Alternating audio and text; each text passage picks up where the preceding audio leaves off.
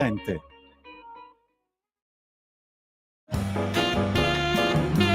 Va ora in onda Cultura e Arte con il professore Andrea Rognoni.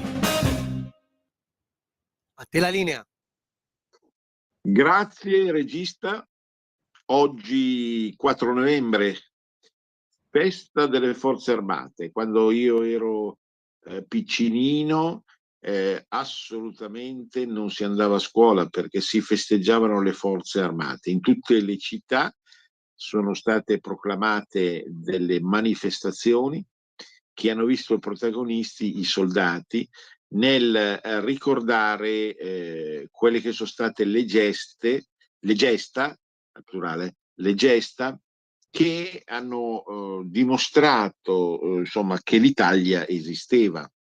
Generalmente, come sapete, io non ho una grande passione per le Forze Armate, però devo ammettere che quando stamattina nella mia città ho sentito parlare di ex deportati, assieme a tutti gli altri rappresentanti, ovviamente ai caduti della cosiddetta patria, e a tutta una serie di altri rappresentanti delle forze armate a vario livello e in varia forma, naturalmente intendendo un legame con le altre forze dell'ordine, quando ho sentito la parola ex deportati mi sono commosso. Perché io voglio sempre ricordare che qualcuno non solo ha combattuto per quello che doveva essere, che era ritenuta la propria patria elettiva, appunto, e quindi per la quale si era chiamati a combattere. Questo è accaduto in tutto il mondo. Ma in Italia, oltre a quelli che hanno combattuto o che nella loro vita hanno anche combattuto, c'è stato un grosso problema. Sono stati nella seconda guerra mondiale deportati non come ebrei, ma come italiani, fra virgolette, traditori, diversi soldati, sia soldati semplici che soldati di lista e di ordine o anche di carriera come ufficiali, che in parte, non una gran parte, sono anche morti nei campi di concentramento o comunque sono stati deportati e hanno sofferto varie vicissitudini.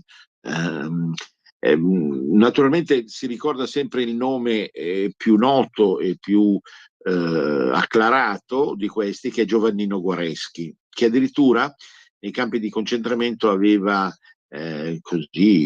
tratteggiato una specie di diario intimo su dei foglietti accattati alla buon'ora e che costituiranno appunto uno dei suoi libri più belli, Diario clandestino.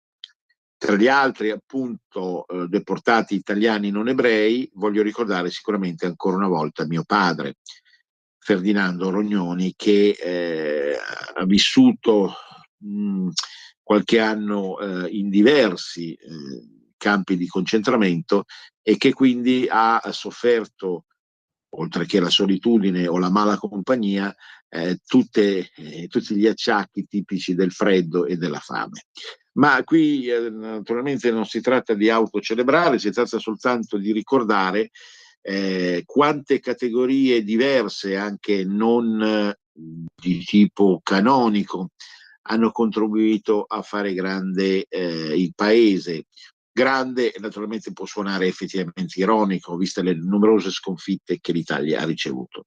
E soprattutto, naturalmente, la speranza di tutti quelli che ci ascoltano o che contribuiscono allo spirito di questa radio è che finalmente possa nascere anche in una chiave militare, ma non troppo si intende, ma anche quello, un'Italia federale.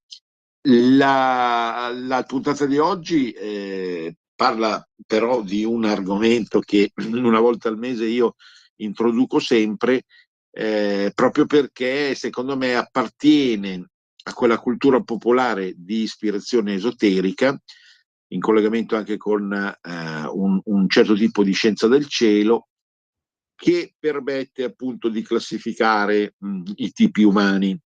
Ovviamente, siccome ci troviamo in novembre, è la volta dello Scorpione. Voi sapete che la costellazione, volgarmente chiamata segno dello Scorpio, Scorpio Scorpionis in latino, è collocata dopo quella della Bilancia e prima del Sagittario e va circa dal 23 ottobre fino al 22 di novembre. Allora, che cosa dire di questo segno? Poi naturalmente la puntata è ricca di altri spunti, parleremo dell'incredibile parallelo che coinvolge Venezia a Valencia nella seconda parte, ancora parleremo di Edoardo Di Filippo a 40 anni dalla morte e del Genius Loci di San Cristoforo sul Naviglio. Bene, lo Scorpione ha una fama molto particolare. Naturalmente sempre occorre premettere che quando uno è nato in un determinato segno, quindi nel periodo che vi ho citato, non presenta soltanto le caratteristiche di quel segno, perché significa semplicemente che ha il Sole in quel segno, o meglio in quella costellazione, lo Scorpione. Può avere Luna, Venere, Mercurio, altri pianeti o tantissimi altri oggetti astrali o punti sensibili in altri segni.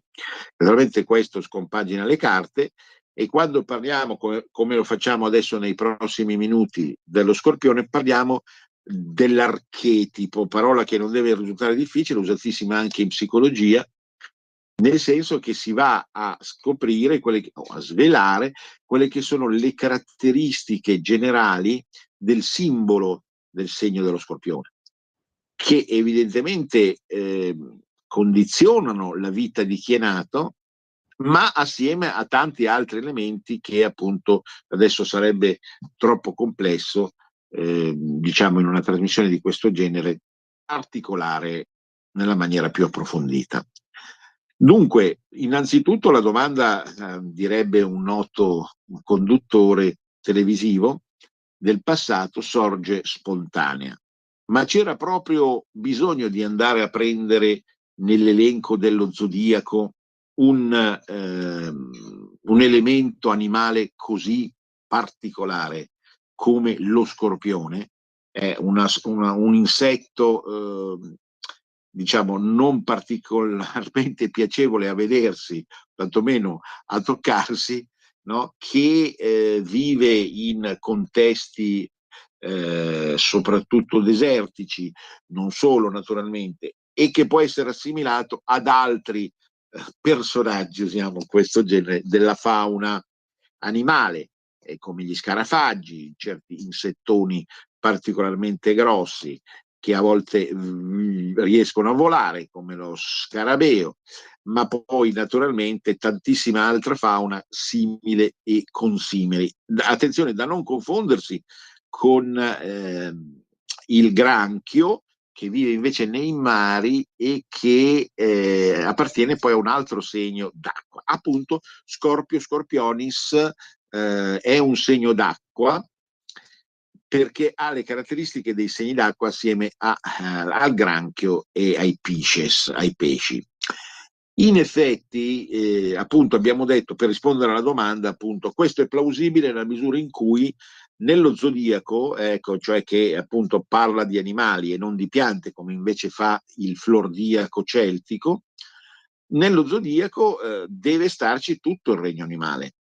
Quindi in 12 segni, in 12 costellazioni, perché poi i cosiddetti segni zodiacali sono non altro che delle costellazioni, fra le tante costellazioni, sono quelle che seguono la linea dell'eclittica solare. Non dimentichiamocelo mai, il collegamento con l'astronomia e con l'astrofisica è doveroso.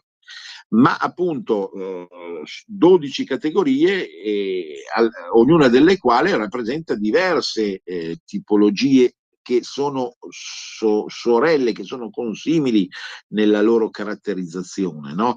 Se per esempio io parlo del segno dei gemelli, ho in mente tutti i pulcini, tutti i giovani rappresentanti dei volatili, di ogni genere.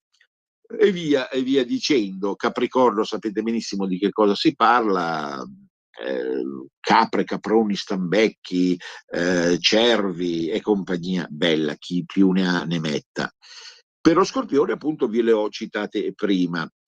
In genere, naturalmente, a parte l'aspetto che anche a volte, se non prevale l'ascendente o altri elementi astrali, è anche un aspetto fisico che non è da considerarsi a pulcro, come dicevano i latini.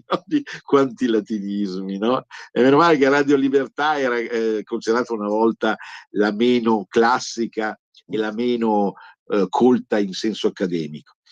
Ma è giusto farne di latinismi se pensiamo appunto che quella che è considerata normalmente la bellezza, ma sono sempre un po' pregiudizi, passa attraverso caratteristiche afferibili ad altri segni. Però attenzione,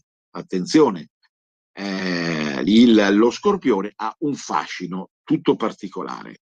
Nei suoi lineamenti, che a volte sono anche irregolari, emana una fortissima carica sensuale, sessuale, appunto, che ammaglia gli altri animali viventi, cioè tutte le altre persone, con appunto un fascino davvero eccezionale. Questo può accadere naturalmente anche se si ha l'ascendente Scorpione. Ma parlando ora dei nati invece sotto questo segno, essi, sia al maschile che al femminile, o eventualmente fate voi LGBT, emanano un fascino eccezionale. Questo è dovuto proprio all'attrazione che ciascuno di noi, no, nutre nei confronti di ciò che è anomalo, che non è esattamente inquadrabile in una formalità estetica di tipo classico o regolare. E quindi questo discorso si collega anche all'arte, ne abbiamo tante volte parlato nella trasmissione Cultura e Arte, perché l'arte non bella, per esempio tutta l'arte moderna e contemporanea, potrebbe davvero essere considerata scorpionica per tantissimi motivi, a partire dal fatto appunto che non è un'arte bella, ma è un'arte di un fascino eccezionale che evidentemente compete a quelle caratteristiche che ogni tanto appaiono anche nel mondo dello spettacolo ciclicamente e presentano delle anomalie, delle imperfezioni, diciamolo pure, delle piccole deliziose mostruosità. Ma appunto l'essere umano non è attirato soltanto dalla bellezza classica, ma attirato proprio dalla bellezza anomala, asimmetrica. Sono cose di cui parlava anche Benedetto Croce nella sua estetica. Quindi questo, diciamo, riguarda la dimensione fisica, ma se noi passiamo al discorso psicologico, beh, caspita, voi sapete qual è la triste fama dello Scorpione, no? Quindi, a parte seduttore e seduttrice, anche perché l'area corporale, corporea, carnale, fisiologica legata allo Scorpione è proprio il sesso, gli organi genitali maschili e femminili. Quindi parte la dimensione seduttiva e sensuale, lo Scorpione presenta alcune caratteristiche che sono state dilatate al positivo o al negativo attraverso anche dei film famosi che si rifanno a questo segno o ad altre leggende che sicuramente sono state raccontate molto bene in diversi libri appunto di astrologia e di psicoanalisi. Possiamo parlare di una particolare ferocia che non è quella del leone. Certo, il leone è un segno più solare, è un segno che evidentemente in qualità di re o regina della foresta agisce con una voglia di comandare. Qui siamo su un altro livello. Lo Scorpione è portato appunto ad ottenere una serie di vantaggi di varia natura, anche sicuramente costruttivi sul piano morale, ma con delle azioni tortuose, molto risentite, a volte violente e ritenute apparentemente cattive e perfide. Appunto, si dice è un affare da scorpione, appunto, perché l'animale stesso appunto riesce a produrre il veleno attraverso tutta la struttura fisica di cui è caratterizzato. Questa versione tradizionale non è completamente errata, ma certo va commisurata a tutta una serie di elementi anche molto positivi che andiamo a vedere. Certo, lo scorpione è passionale perché è governato da due pianeti, per la verità uno dei due è considerato oramai nano pianeta, cioè da Marte e da Plutone. Plutone è quel piccolo pianeta, ormai, ripeto, astronomicamente nano pianeta assieme a Cerere e Eris, che ha delle caratteristiche legate agli inferi, no? Al regno degli inferi, no? Quindi al problema della gestione del male o a comportamenti orrifici che possono anche tendere al bene, ma sono costretti a passare attraverso funzioni legate a tutta una serie di fattori che vanno dal dolore, la sofferenza inferta anche agli altri fino alla morte. Si dice Plutone è elemento astrale di morte e rinascita, che è poi la chiave per capire molte azioni dello Scorpione stesso. Poco fa noi parlavamo delle forze armate, perché oggi è appunto la giornata nazionale 4 novembre delle forze armate. Sicuramente nello Scorpione c'è un istinto militare che è legato alla volontà di difendere, attenzione, difendere più che aggredire i propri principi. Quindi da questo punto di vista, governato com'è da Plutone, lo Scorpione, gli elementi scorpioniani che uno può avere, perché uno può anche essere nato in un altro segno, ma avere nel proprio tema forti elementi scorpioniani, soprattutto la bilancia e Sagittario perché sono i più vicini e possono avere Mercurio e Venere nel segno dello Scorpione. Questi elementi scorpioniani e plutoniani richiamano proprio alle radici etniche della propria personalità, le radici etnoculturali e comunitarie, le radici che appartengono alle tradizioni, agli usi, ai costumi, ai linguaggi, le radici che tante volte, di cui tante volte abbiamo parlato proprio in questa trasmissione, appunto, cultura popolare italiana. Quindi il combattere, per esempio, per una nazione, come fate voi naturalmente, come quello che volete, l'Europa per chi ci crede, United States of Europe, insomma, ci avevano un po' incantato tutti, l'Italia o eventualmente la Padania e il Lombardo-Veneto e il Veneto sono delle azioni che corrispondono al tentativo di catturare a tutti i costi dentro di sé quella forza che certo insita, abbiamo detto, al segno stesso di difesa rispetto ad attacchi esterni, ad attacchi da parte di mondi che vengono considerati estranei. Questo è qualcosa di molto positivo, proprio nella sincerità e nella profondità del comportamento, ma può assumere delle tonalità che vengono considerate e giudicate riprovevoli, come la xenofobia, come un certo razzismo, come l'incapacità di comprendere le caratteristiche fisiche e psichiche di popoli e culture diverse. Però certamente l'elemento scorpioniano è proprio legato sicuramente all'etnia e alle caratteristiche dell'etnia, anche in senso irriducibile. Ecco, quindi contro la logica dello Scorpione va proprio il mainstream del terzo millennio, che è portato appunto al mixage a tutti i costi, ecco, alla una sorta di meticismo, no, ideale verso cui dovremmo tutti convergere. E questo è tipico sicuramente di un archetipo come l'Aquario, per capirci, no? Che è molto diverso dallo Scorpione.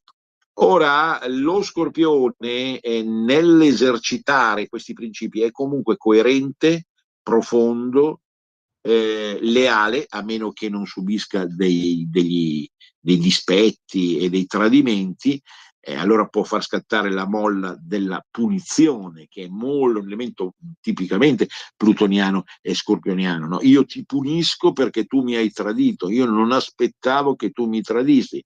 E in questo gioco viene coinvolta spesso anche la coppia, quando uno dei due soggetti è scorpioniano, anche perché appunto all'interno della dinamica mentale e affettiva dello Scorpione c'è il sospetto, quindi anche se non c'è la sicurezza del tradimento, per esempio, c'è il sospetto, io penso che tu pensi che io penso che tu ti sei comportato in una certa maniera, attenzione, no? Quindi cala quell'ombra tenebrosa tipica dello Scorpione, laddove evidentemente non si riesce più a percepire il senso reale delle cose. Ecco, ma io non sto dicendo cose brutte, sto dicendo cose che sono relative ad alcuni valori che comunque con ostinazione e forza vengono salvaguardati. Allora, in linea di massima, anche la famosa tradizione della vulgata astrologica di basso livello, che tante volte sentiamo anche in televisione, che vuole lo Scorpione troppo legato al sesso, è errata nella misura in cui in realtà lo Scorpione, se vive un sincero amore, è la persona più fedele di questo mondo, sia esso uomo, femmina o LGBT. Quindi sono tutti elementi che caratterizzano, ecco, la profondità di tutto questo discorso e soprattutto la coscienza del rapporto fra bene e male. Lo Scorpione vive su uno spartiacque continuo, sul filo di un rasoio tra il mondo del bene e il mondo del male. Percepisce del bene le grandi idealità, no? Come la comunità, la famiglia, l'amore,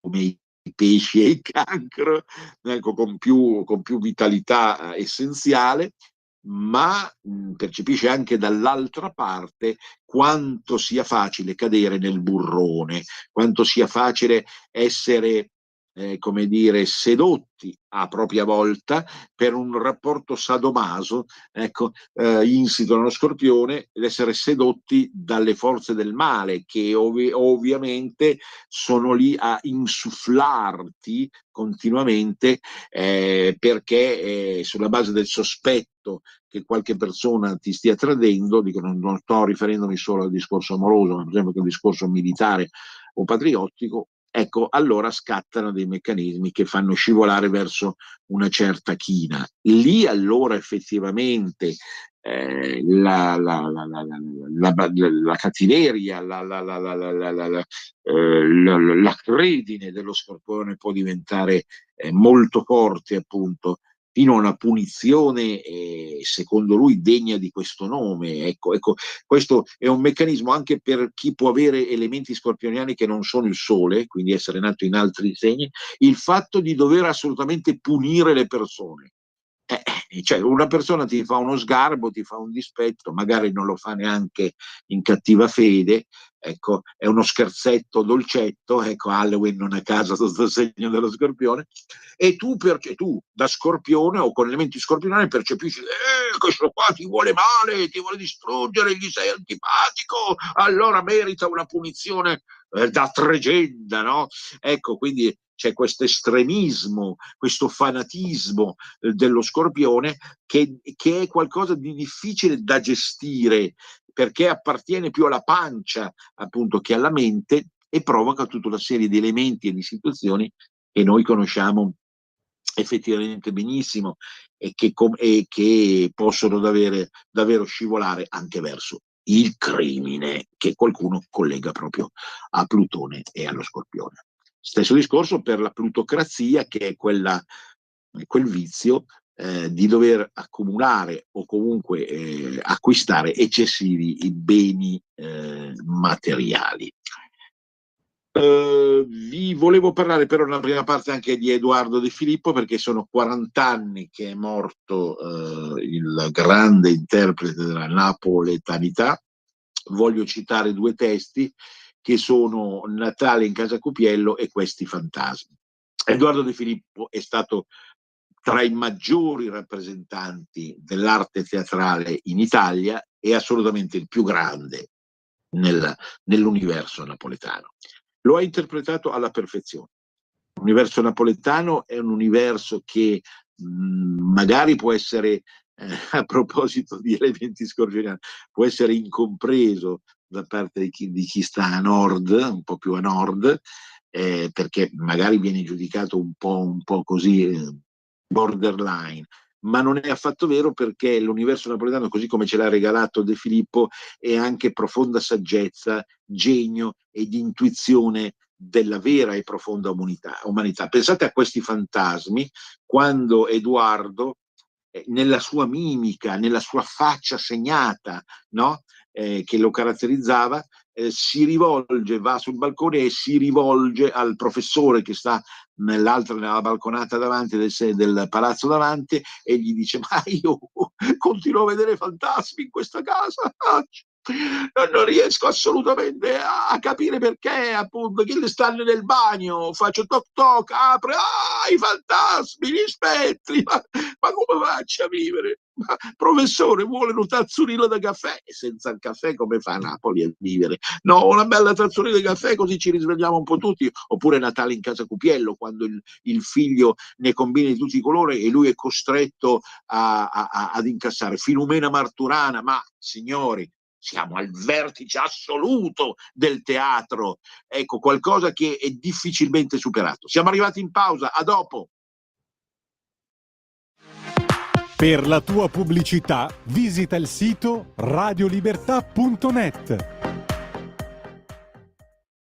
Un nuovo modo per sostenere la tua radio. Visita radiolibertà.net. Ti basta un click e potrai versare il tuo contributo volontario direttamente online. Potrai donare con ogni tipo di carta di credito, anche prepagata. Ti aspettiamo online su radiolibertà.net. Sostieni la tua radio con il tuo contributo volontario. Radio Libertà. La tua radio. Diamo voce alla nostra gente.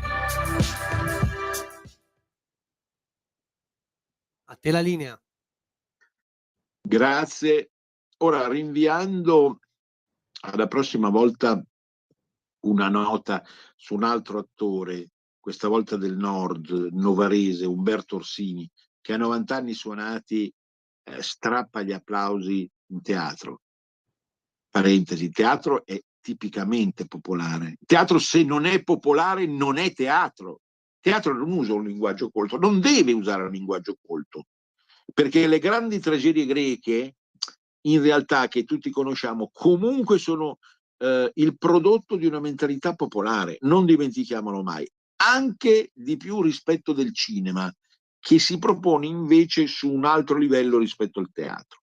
Dico, rinviando poi quest'altro discorso su Umberto Orsini, vi volevo parlare di due città che hanno un destino, non dico simile, ma parallelo. Parliamo della città di Venezia e, facendo uno strappo rispetto a cultura popolare italiana, parliamo della città di Valencia.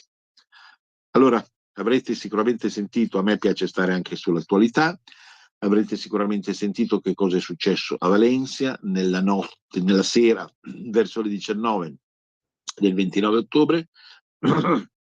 Si è riversata in tutta la regione della comunità valenziana una ondata di acqua e di fango che ha prodotto finora accertati 300 morti, ma potrebbero essere anche di più. Dopo mesi di siccità, il terribile uragano Dana, così come viene chiamato in Spagna, ha travolto tutte le vie d'accesso che sono diventate praticamente dei fiumi della città di Valencia, e in maniera subordinata soprattutto le macchine e le automobili, i passanti che si trovavano lì, alcune case anche, che non hanno resistito alla furia dell'acqua, sono state distrutte. Non sono riuscite molte persone così a vincere in fatto di tempo, ecco, l'arrivo rapido e mi sembra non ben previsto da parte dei responsabili della stessa comunidad valenciana o da parte del governo Sánchez. Ma quello che poi importa soprattutto è come così, in subordine a quello che viene chiamato il cambiamento climatico, sul quale si può sicuramente discutere, che qualcuno dice ma è già in passato, Valencia per esempio nel 1957 è stato oggetto di fenomeni simili, ma insomma in relazione anche a tutto questo ci troviamo di fronte a un'ecatombe che ha fatto parlare tutto il mondo ancora oggi, dopo 5 giorni, 5-6, dopo quasi una settimana. Le prime notizie ai radiogiornali e ai telegiornali riguardano Valencia, anche perché sapete c'è stata una contestazione molto forte nei confronti del re, la gente è esasperata e ritiene appunto che non sono state messe in atto tutte le operazioni, i controlli e le necessità per riuscire a fermare la terribile ondata. Le immagini che avrete visto tutti in televisione o su Facebook o su YouTube sono francamente apocalittiche, appunto degne dei migliori film dell'Apocalisse, in chiave non a caso un po' scorpioniana. Ma tutto questo che appunto ha caratterizzato Valencia fa un po' da contrappunto all'immagine che molti europei che non vivono in Spagna hanno della Spagna stessa.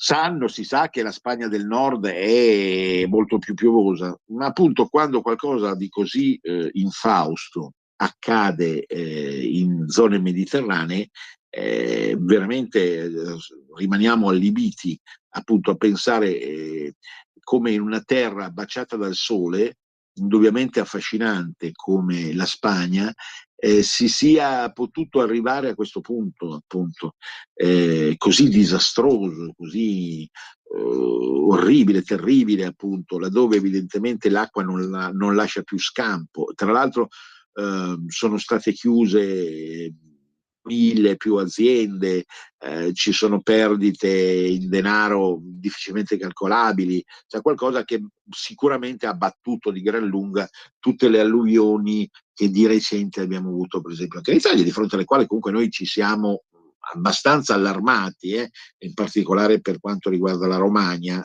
di cui abbiamo parlato. Ma questa sfida con l'acqua, io voglio arrivare a questo che vi sto dicendo, questa sfida terribile con l'acqua, che può essere anche atavica, per la conformazione del suolo e della regione di Valencia, che è molto particolare, che è diversa da quella di Malaga, Almeria, quindi delle città più a sud, ed è anche diversa rispetto a Barcellona, più riparata. Ebbene, questa sfida è una sfida che assomiglia, mutatis mutandis, a quella di Venezia, della nostra cara, amata, non ci sono più parole, città di Venezia, che ha un altro tipo di introterra rispetto a Valencia, ma ha molte cose parallele. A cominciare dal nome, scusate perché la cultura popolare è sempre attenta a questi particolari che il mondo razionalista scientifico non prende in considerazione, ma ci sono più verità nelle cose che noi consideriamo banali o astruse rispetto alle cose che appaiono più evidentemente legati alla realtà. Pensate al nome, abbiamo detto, Valencia Venezia, che poi in lingua dialettale è Venezia. Allora, a parte la desinenza finale, ci sono due radici che sono Venere, quindi la bellezza, l'arte, e l'altra radice è costituita per Valencia da valere, appunto star bene, ecco, il benessere. Sono due elementi che hanno molto a che fare l'uno con l'altro, perché la sensazione della bellezza e della sublimazione nell'armonia non può essere disgiunta dalla sensazione di salute e di benessere, appunto. Oltretutto, le due città si affacciano su un mare orientale rispetto alla nazione. Infatti, non a caso, Valencia viene ritenuta in Spagna la capitale del cosiddetto Levante. In Iberia il ponente, costituito dalla costa nord e ovest oceanica e dal Portogallo, o anche dalla costa sud oceanica, mentre il Levante è costituito proprio dall'area che va dalla Catalogna fino giù ad Almeria, Murcia, Almeria, quindi la capitale del Levante. E anche Venezia si suole considerare capitale del Levante proprio perché l'Adriatico viene considerato il Mar Levante, il mar dove nasce il sole, mentre il ponente è considerato il Tirreno. Quindi continuiamo su questi binari paralleli che sono sicuramente molto forti, ecco, realmente molto forti. Venezia è la Serenissima ed è stata colei che ha combattuto di più nella storia contro un certo tipo di oriente musulmano. Pensiamo alla famosa battaglia di Lepanto. Bene, Valencia è stata colei che attraverso la Reconquista è diventato il simbolo assoluto del cristianesimo rispetto all'islamismo. Naturalmente non stiamo ragionando in termini, scusate la battuta, scorpioniani, stiamo ragionando in termini realistici, naturalmente, perché nel bene e nel male si tratta di due religioni che sono contrastate. Non dico che sia giusto, ma è andata così. Quindi Valencia conserva, tra le altre cose, il Santo Graal nella sua cattedrale, che io ebbi modo di visitare il 1° gennaio del 2007. Il Santo Graal è la massima reliquia cristiana, massima reliquia cristica, no? Così come appunto Venezia, attraverso le reliquie di San Marco, diciamo così, è diciamo, depositaria del santo, che lo si vede anche nella famosa bandiera, rappresenta meglio il rapporto con la Bibbia, quindi con la cultura di tradizione cristiana. Non oserei dire ebraico-cristiana da questo punto di vista, ma comunque insomma continua in questo incredibile parallelismo fra le due città. Le due città sono state e poi protagoniste di una espansione nel Mediterraneo. Venezia, sanno tutti appunto che cosa ha rappresentato, proprio la possibilità di andare a brutalmente colonizzare, brutta parola, insomma, a regalare la propria cultura nell'Oriente Mediterraneo, no? Attraverso quelle tantissime realtà, dall'isola di Creta fino a altre parti della Grecia e dell'attuale Turchia, eccetera, ma soprattutto lungo la linea adriatica, e in modo tale appunto da riuscire in qualche modo a infondere la propria cultura in gran parte del Mediterraneo.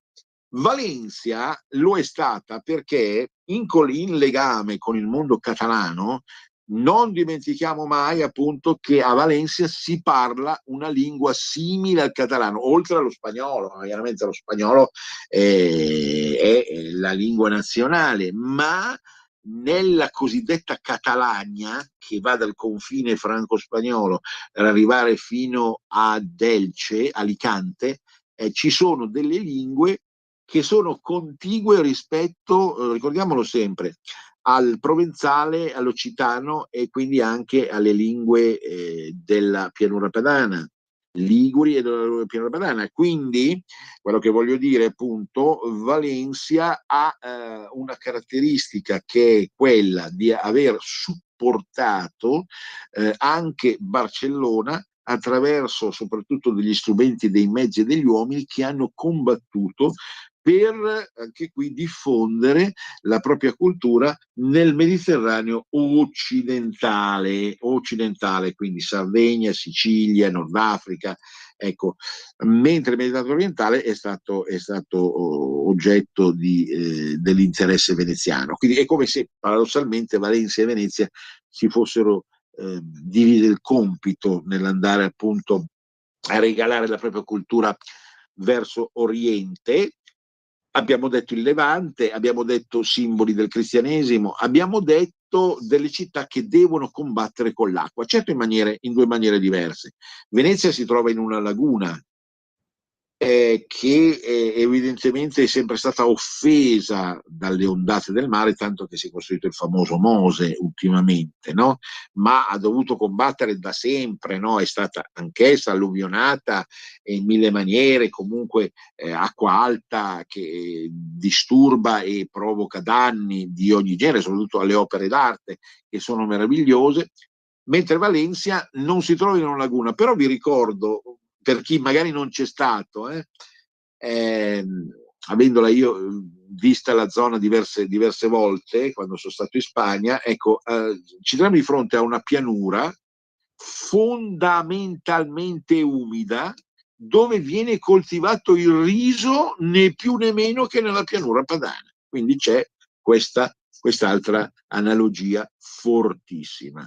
È un riso, il famoso riso valenziano, che compete con il riso Scotti per le nostre tavole e che comunque è legato proprio al fatto di nascere e crescere nell'acqua. Ecco, sono tutti elementi molto forti che richiamano lo stesso Veneto, dove una volta comunque, non dimenticatelo mai, si coltivava il riso, ora non più.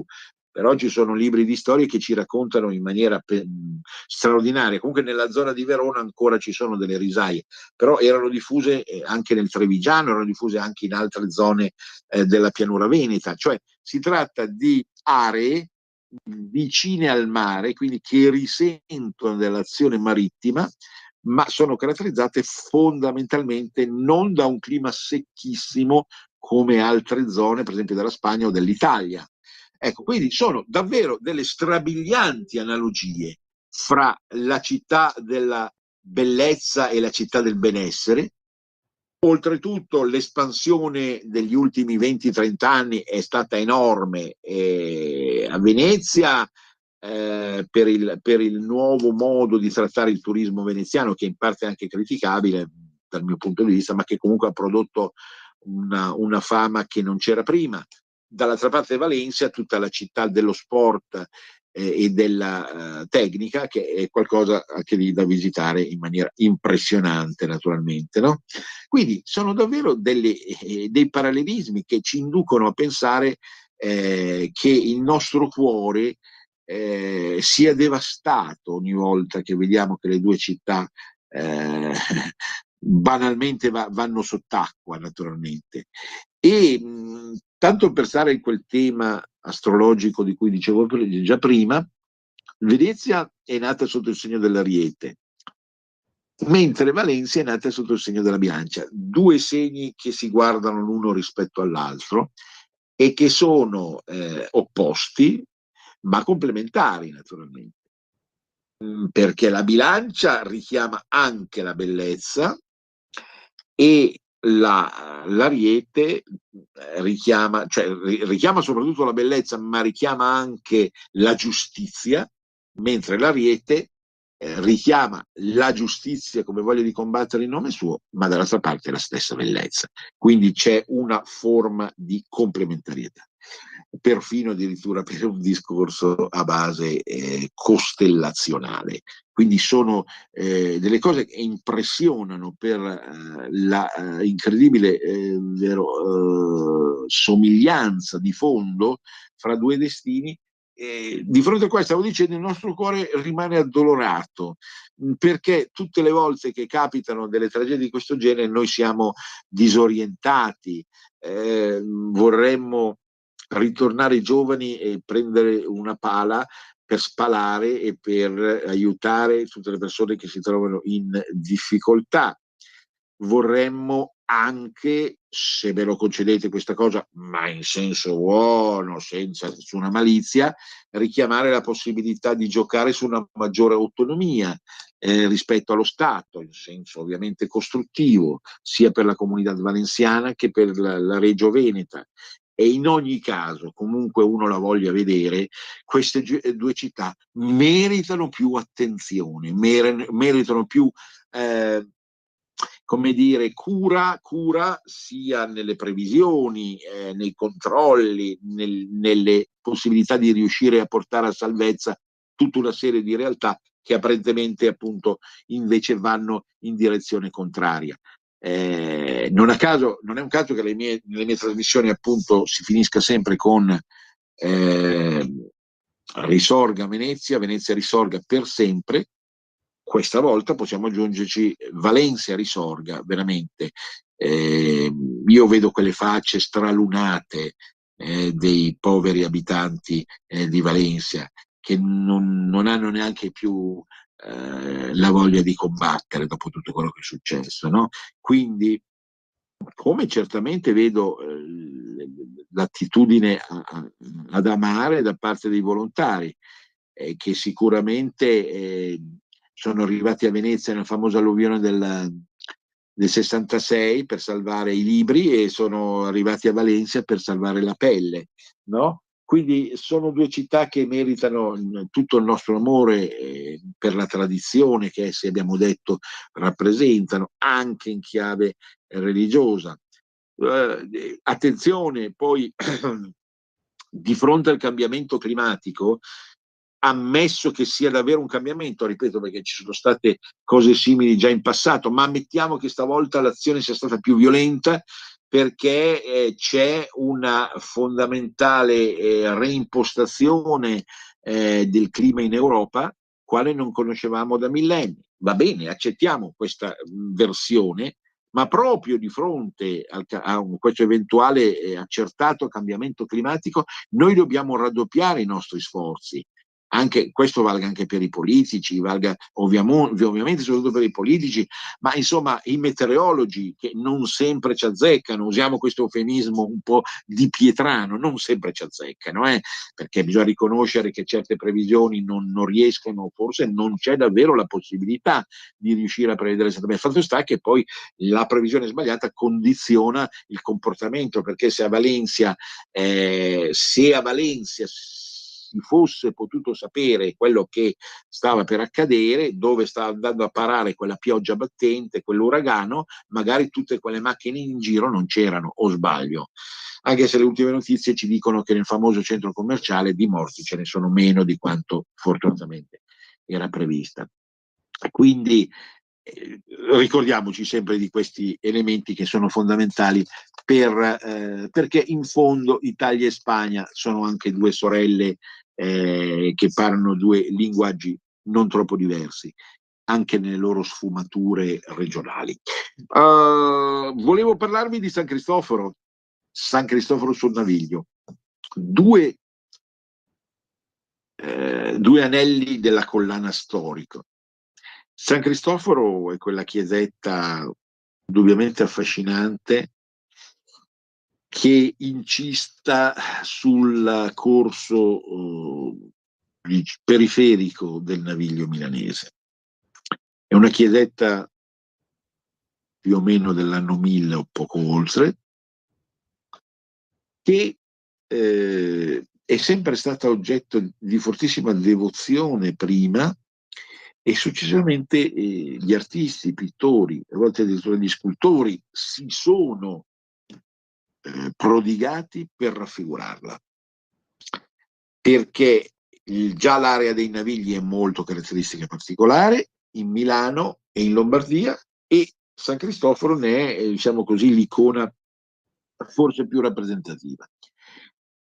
Due eventi importanti in senso storico, perché all'interno della cultura popolare bisogna anche citare dei fatti storici che sembrano solo nozionistici o non così importanti come gli altri, ma che in realtà ci parlano dell'anima del luogo, il famoso genius loci.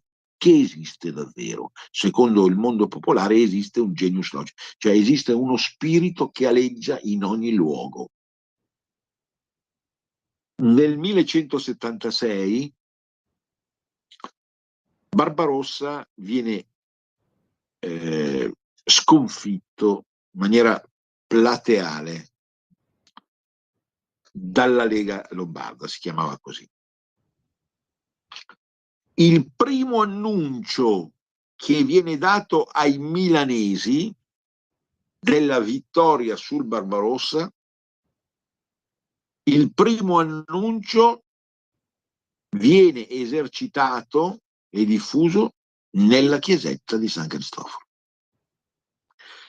ai fedeli che li convergono. Quindi diciamo ufficialmente, diciamo e simbolicamente, la chiesetta diventa una sorta di battistero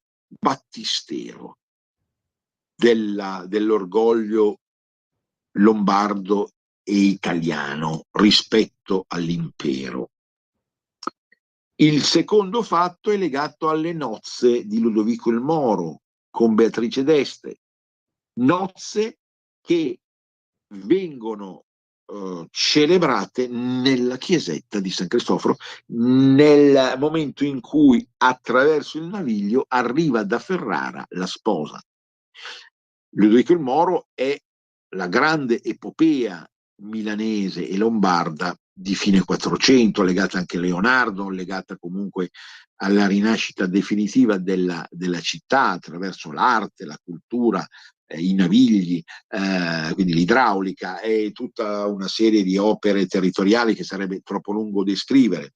Ludovico il Moro, ecco, il grande protagonista di questa epopea, trova l'epicentro, il suo epicentro culturale e morale nella chiesa di San Cristoforo. Pensate un po', così piccola e così importante, così grondante di spiritualità, la Lega Lombarda e Ludovico il Moro.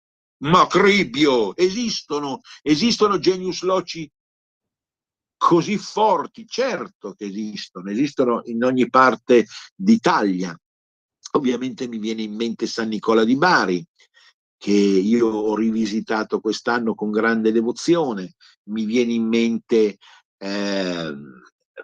Monreale vicino a Palermo, mi viene in mente tutta la tradizione umbra legata alla chiesa spoletina, che evidentemente è più importante di tutte, ma qui naturalmente gioca il fatto anche di una storia che vuole farsi riconoscere nella sua specificità assoluta, naturalmente. E allora io abitavo da ragazzo a Milano e ora abito a Monza da diverso tempo e vi dico e vi confesso che dalla mia casa, che si trovava vicino a Piazza Tripoli, pedibus stantibus, quindi solo attraverso i piedi e non con altri mezzi, raggiungevo in 20 minuti, ero giovane ed ero rapido, raggiungevo la chiesetta di San Cristoforo per abbandonarmi come nel grembo di una donna meravigliosa, perché là ritrovavo quella pace, quell'intimità, quel senso ultimo della mia vita che è fatta, non so bene dirvi razionalmente di che cosa, di tanti elementi messi assieme che formano un carnet, un menù, ecco, che sicuramente è qualcosa che in me ha giocato in tanti anni in maniera primaria e fondamentale. Però ho ritrovato in poche chiese milanesi, per quanto si possono ammirare tante belle, ma ho ritrovato quell'intimità profonda, col senso ultimo della storia, della vita, dell'amore e della religiosità. E quindi tutto quello che appartiene anche alla dimensione artistica, i famosi affreschi di San Cristoforo, adesso non voglio soffermarmi perché non è la tradizione culturale ma la cultura popolare, rimandano alla necessità di rivisitarla spesso e volentieri, questa chiesa. Da qualche anno c'è anche un punto di ristoro, un ottimo caffè di vicino che offre delle soluzioni dolciarie ad hoc per rivivere quei momenti sacri della storia che rappresentano, no, la parabola più convincente delle nostre amatissime terre.